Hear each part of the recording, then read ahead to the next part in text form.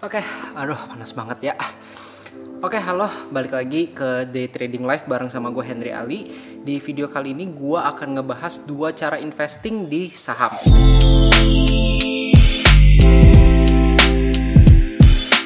Pasti semua dari kita sering banget yang dengar yang namanya investing. Jadi investing itu apa sih? Kurang lebih gini, investing itu adalah kita membeli suatu aset yang nilainya berkembang sesuai dengan berjalannya waktu untuk mengembangkan uang kita dalam jangka waktu tertentu.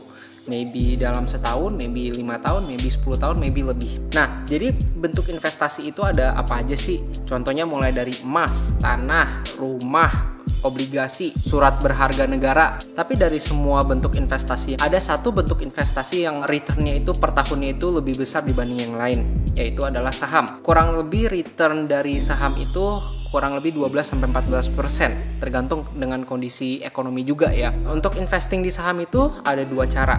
Pertama secara pasif, kedua secara aktif. Nah, di video ini gue akan ngebahas 2 cara investing tadi. Sebelum gue bahas lebih lanjut, ada yang kalian perlu ketahui dulu soal investing. Jadi gini, investing itu ada yang namanya fluktuasi harga. Resiko itu tuh selalu ada. Apalagi kita ngomongin soal saham. Saham itu harganya bisa naik, harganya bisa turun kapan aja. High risk, high return. Intinya adalah kita harus bisa atur resikonya sesuai dengan kemampuan kita. Jangan pakai uang panas, jangan pakai uang sewa rumah kalian, jangan pakai uang sekolah anak kalian. Kalian harus pakai uang dingin. Uang yang kalian nggak masalah kalau misalnya memang sampai hilang gitu. Maksudnya nggak mengganggu keseharian kalian. Terus yang terakhir adalah kalian harus bisa mulai kecil-kecil dulu gitu. Jangan langsung all in masukin semua uang dinginnya. Kalian mulai celupin kaki dulu pelan-pelan gitu, rasain gimana rasanya gitu ya. Kalau misalnya kalian udah merasa kayak, wih mantep nih, udah merasa pede gitu ya. Nah baru kalian masuk pelan-pelan lagi, tambah pelan-pelan lagi gitu. Pokoknya jangan all in. Oke, kita langsung masuk ke topik 2 cara investing tadi, pasif dan aktif. Kalau kalian mau investing secara pasif, biasanya pasif itu kita lewat reksadana. Jadi kalau kita masuk ke reksadana itu biasa udah ada fund manager yang mengatur keuangan kalian supaya bisa dapat return yang lumayan. Fund manager ini udah diawasi oleh OJK, jadi kalian gak perlu khawatir uang kalian akan hilang.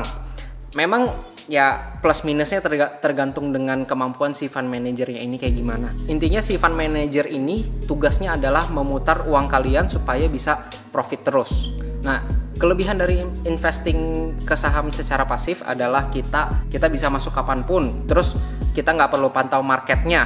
Itu adalah tugas si fund manager tadi. Kita mau keluarin modal berapapun bisa. Kalian mau masukin uang 100.000 sampai 100 juta sampai 1M juga, mereka tuh bisa atur gitu uangnya. Udah gitu, investing secara pasif ini lewat reksadana ini cocok banget untuk yang suka dollar cost averaging. Oke, selain kelebihan dari investing saham secara pasif, pastinya ada kekurangannya juga. Pertama, kekurangan yang gua rasain sendiri adalah keuntungan atau kerugiannya itu tuh bergantung dengan kondisi ekonomi. Kalau misalkan kalian lihat indeks harga saham Indonesia gitu ya, IHSG, kalau misalkan IHSG-nya lagi turun, pasti otomatis portofolio kita di reksadana kita tuh bakal turun. Kalau misalkan IHSG-nya lagi naik, otomatis portofolio kita akan naik juga.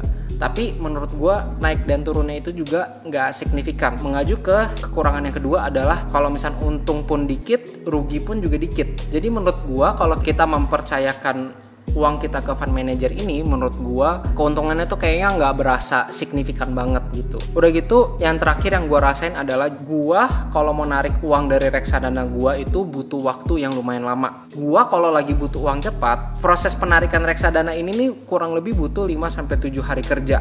Dan itu juga biasanya pencairannya tuh bertahap gitu, nggak langsung full gitu. Oke, selanjutnya kita akan ngomongin investing di saham secara aktif. Maksudnya secara aktif adalah kalian melakukan semuanya sendiri. Kalian beli sahamnya sendiri, kalian analisis sendiri secara fundamental dan teknikal, kalian melakukan timing masuk sendiri, kalian melakukan pembatasan resiko itu sendiri. Jadi kita harus tahu kondisi ekonomi secara luas kayak gimana, maupun itu secara global atau secara Indonesia sendiri gitu. Kita harus sering-sering baca berita. Jadi kalau kalian investing secara aktif, artinya kalian mau bergantung dengan diri kalian sendiri. Oke, kekurangan dari investing secara aktif, apalagi untuk yang pemula. Pertama, yang menurut gue paling lama prosesnya adalah kita belajar cara baca fundamental, belajar cara baca teknikal gitu, chart pattern. Setelah itu ada baca laporan keuangan juga. Jadi intinya semua itu tuh ada proses belajarnya gitu. Dan proses belajarnya itu cukup lama. Untuk kalian yang nggak sabar, menurut gue ini kurang cocok buat kalian. Setelah itu modal investasinya juga tergantung dengan harga sahamnya gitu. Misalkan harga saham BCA kan kalau nggak salah per lembarnya itu lagi 8.500 ya. Jadi kalau misalnya 8.500 kali 100, nah itu satu lot tuh. Kalian harus belinya kan per lot. Jadi kalian harus siapin uang modalnya sesuai dengan harga satu lot dari sahamnya itu. Setelah itu, setelah kalian beli sahamnya, kekurangan yang ketiga adalah kalian harus aktif untuk memantau saham yang kalian punya. Ya minimal 3 bulan sekali gitu. Apakah sahamnya itu naik, apakah kalian mau taking profit, apakah kalian mau cut loss. Di sana kalian harus bisa menilai dan mengevaluasi apa yang kalian sudah taruh uangnya gitu. Intinya kalian harus bisa aktif untuk memantau. Keempat, yang terakhir yang menurut gue kalian harus perhatiin adalah kerugiannya bisa jauh lebih besar dibanding reksadana. Jadi gini, kalau misalkan kalian kurang pinter untuk risk managementnya, maksudnya pembatasan resikonya itu kalian masih kurang konsisten kah atau salah perhitungan kah, nah itu tuh di sana kalian bisa jauh lebih rugi. Kalau misalkan kalian investing secara aktif itu high risk high returnnya tuh jauh lebih tinggi gitu. Untuk kelebihan dari investing secara aktif, menurut gua ada dua. Pertama, kalian bisa lebih tahu dengan kondisi global gitu. Kalian bisa up to date dengan kondisi market setiap harinya gitu ya, terutama di hari kerja. Kalian bisa lebih aware dengan sekitar kalian dan kalian bisa selalu mendapat kesempatan untuk investing lebih baik lagi. Oke, keuntungan kedua dari investing secara aktif, keuntungan ini sangat signifikan untuk gua. Yaitu adalah kalau misalnya kita investing secara aktif, kita bisa dapat keuntungan jauh lebih besar daripada reksadana. Jadi gini, terkadang fund manager itu nggak terlalu ingin investing secara agresif gitu ya. Sedangkan kita kalau misalkan investing secara aktif, artinya kita investing secara agresif. Mungkin kinerjanya kita itu lebih aktif daripada para fund manager itu. Jadi kalian bisa lebih lincah gitu ya. Kalian bisa masuk di momen yang bagus gitu ya, dibanding fund manager yang pengaturan uangnya itu mereka lebih safety gitu, lebih pelan-pelan tapi pasti gitu. Kalau kita bisa investing secara lebih agresif.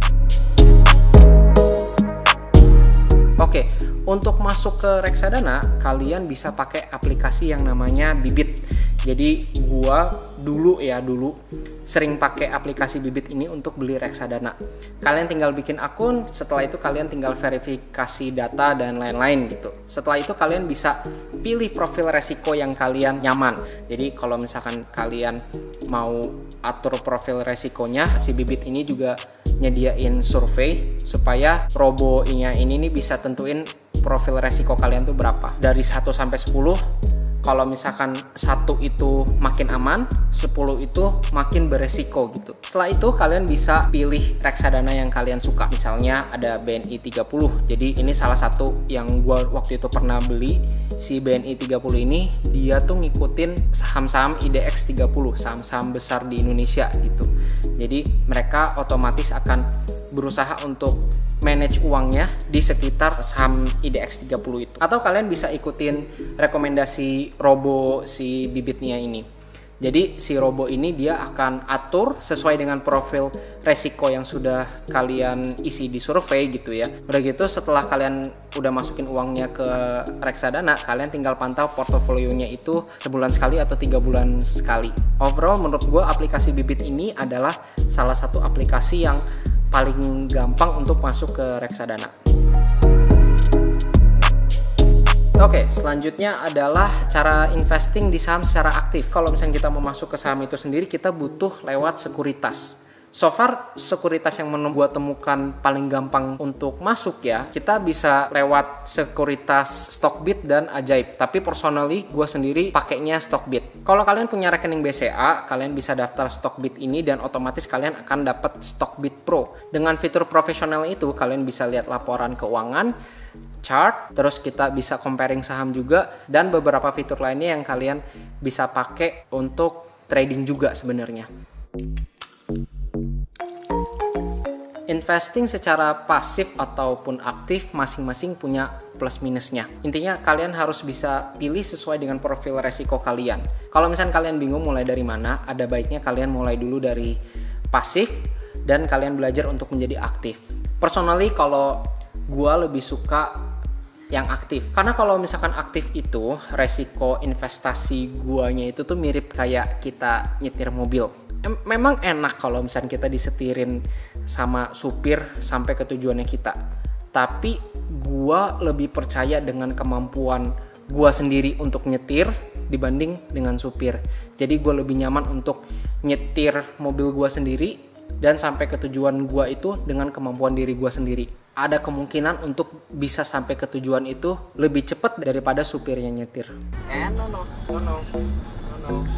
Thank you udah nonton videonya. Gue tahu videonya masih rada berantakan, tapi gue lagi berusaha untuk lebih rapih lagi ngomongnya, untuk lebih rapi lagi editingnya, untuk lebih rapi lagi bikin kontennya gitu ya. Semoga di video selanjutnya gue bisa upload lebih cepat lagi, gue bisa proses lebih cepat lagi, supaya kalian bisa belajar lebih banyak lagi tentang investing dan dunia saham. Kurang lebih itu aja untuk video kali ini. Thank you udah nonton.